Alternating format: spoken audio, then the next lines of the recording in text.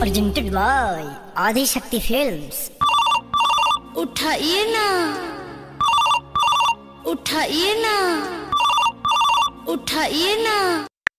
जीजा जी, या जीजा जी। हाँ जी, के बोला था? या जीजा जी, हम भुला गइल हैं। भुला गइल हूँ तय में हम का करी? जीजा जी, हम भुला गइल हैं जीजा जी। अरे कहाँ भुलाइल बड़ुआ, के बोला तारू तू? जीजा जी, सरसैया में भुला गइल हैं जीजा जी। अरे के बोला तारे, के कर साली हवे, कहाँ भुलाइल बड़े, का बकता रे? जीजा जी। कहा बोल बोल। जीजा जी, हम भुला गए।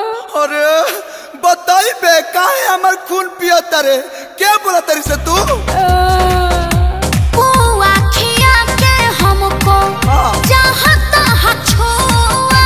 अच्छा,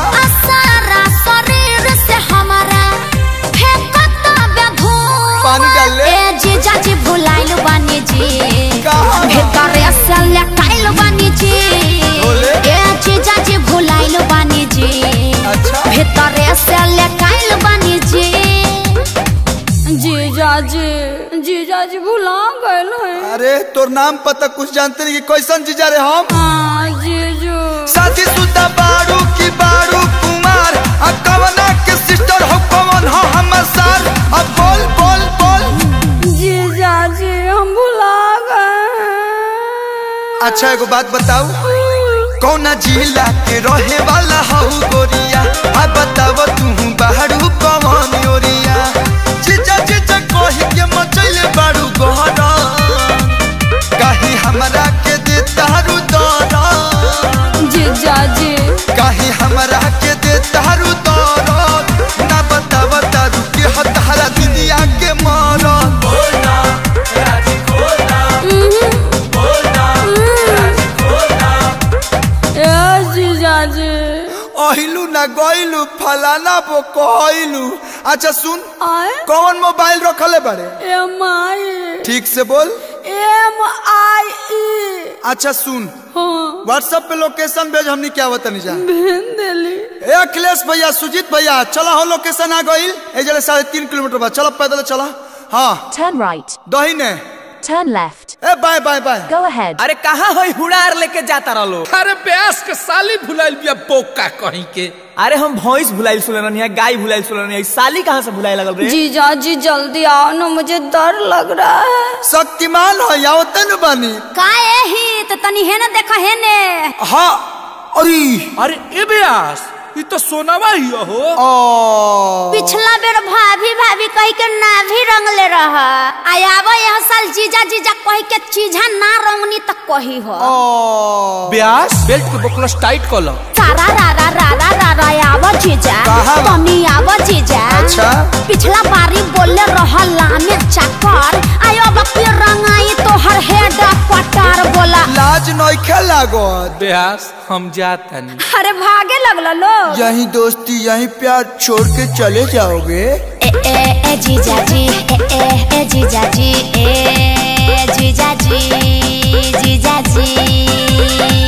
बड़ी भाग्य आइला या जीजा, बड़ी भाग्य आइला तू धरइला या जीजा।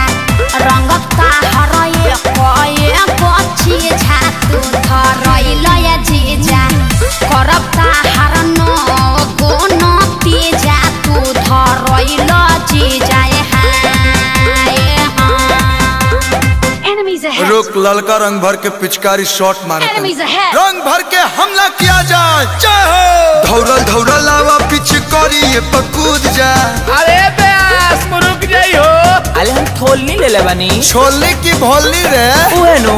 फूल सूरजमुखी जस साली हो युग जा। साली जी, अरिया व मजा बक सर भाला के बुझ जा। अरे आवा माचा बको सरवाला के बुझ जा। देखिए जीजा जी, घमंड तो रावणों के ना रहल, रउआ कौन खेत के मुरई अरे हई? मुरैया गैस करते है ब्यास। हम चीनो ले ले बनी। चीनो के इनो रे। उहे नो। अपन फेचो करिया पबानिया कराइल तो तुरंत माया भी मामो रखे। आरे खुरपी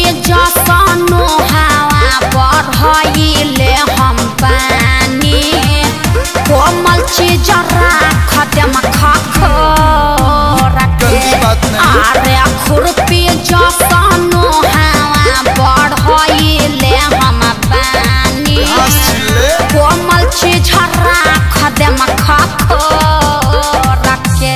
अरे घोटी का है ब्यास? ए बिया दाब दी। What do you mean दाब दी? अरे ब्यास जवाब देवे के कहता है। या कसवा एकरा मुंह में आंसू वाला पिचकारिया डाल देता। हम ना देन। अरे ब्यास कुछ भी ला हो। बारू तू ना बालिक धारा लागल होई बुआ खाइबू ना जीजा जी पूरी खाइबू आ कटहर के सब्जी ना कुछ ना। दिलाता ताइबू। अरे तोरा